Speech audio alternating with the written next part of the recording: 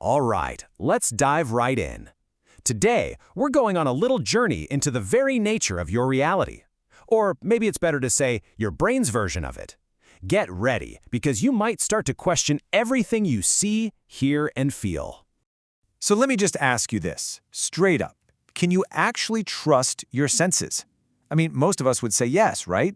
You open your eyes, you listen, and the world is just, well, it's there.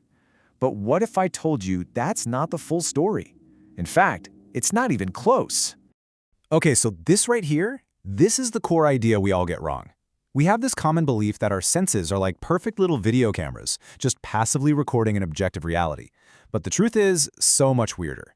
Your brain is more like an artist, an active storyteller who takes messy, incomplete data and builds your entire world from scratch. So let's get into our first section, more than meets the eye. And I promise you, we are going to go way beyond the typical optical illusions you've seen 100 times before. See, here's the thing. We tend to think of illusions as these little glitches, right? Bugs in the system. But they're not bugs at all. They're actually features. They're these amazing moments that pull back the curtain and show us the exact same process your brain is using right now to create the world you're experiencing. And that idea that these are features, not bugs, well, that takes us right into our next part, which we're calling glitches in the system. Because this whole thing isn't just about what you see. That's right. This isn't just a visual thing. Every single one of your senses, your hearing, your touch, taste, smell, they are all just as easy to fool. Your entire sensory world is one big construction project. And just think about how common this is. You've definitely misheard song lyrics before, right? Sworn you knew what they were saying, only to look them up and be totally wrong? That's an auditory illusion. Or what about feeling your phone vibrate in your pocket when it didn't? A tactile illusion. And get this, studies show that even wine experts can be tricked into tasting red wine flavors like cherry or berry in a white wine that's simply been dyed red. Their eyes literally told their brain what to taste. It happens all the time. I love this quote because it just nails it. Your perception isn't a clear window you look through. It's more like the desktop on your computer. You click on an icon, but you're not actually interacting with the zeros and ones deep in the machine. You're using a simple, helpful interface. Well, that's what your perception is. It's a user interface for reality, designed to be useful, not necessarily 100% accurate. So, we've talked about the what, but now for the really cool part, the how. How on earth is your brain pulling all of this off? Well, let's get into the science of it. The secret sauce behind all of this is a concept called top-down processing, and it's not as complex as it sounds. Basically, your brain doesn't just sit around waiting for sensory information to arrive. Instead, it's constantly making predictions about the world based on everything you've ever experienced. It sends those predictions down to meet the raw data coming up from your senses. And if you want to see this process in action, really see it, there is no better example than the hollow face illusion.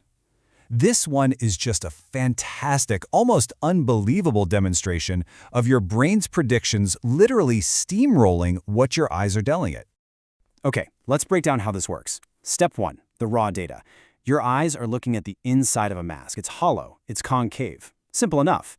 But then comes step 2, the prediction. Your brain has spent your entire life seeing faces, and it has one very, very strong rule. Faces stick out. They're convex. So in step 3, the correction happens. The brain's prediction is so strong, so automatic, that it just completely overwrites the data from your eyes. And it forces you to see a normal, outward sticking face, even when you know for a fact it's hollow. So what does this all mean? It means your brain isn't just seeing what's there, it's seeing what it expects to be there. In the battle between raw data and your brain's prediction, the prediction almost always wins. And that brings us to our final section, where this all comes together in a pretty mind-bending way. Because if your brain is constantly just making its best guess, then what does that mean for your reality? Okay, get ready for this number.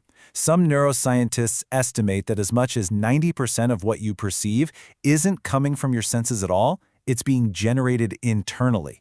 You are mostly experiencing a world that your brain built from memory and expectation.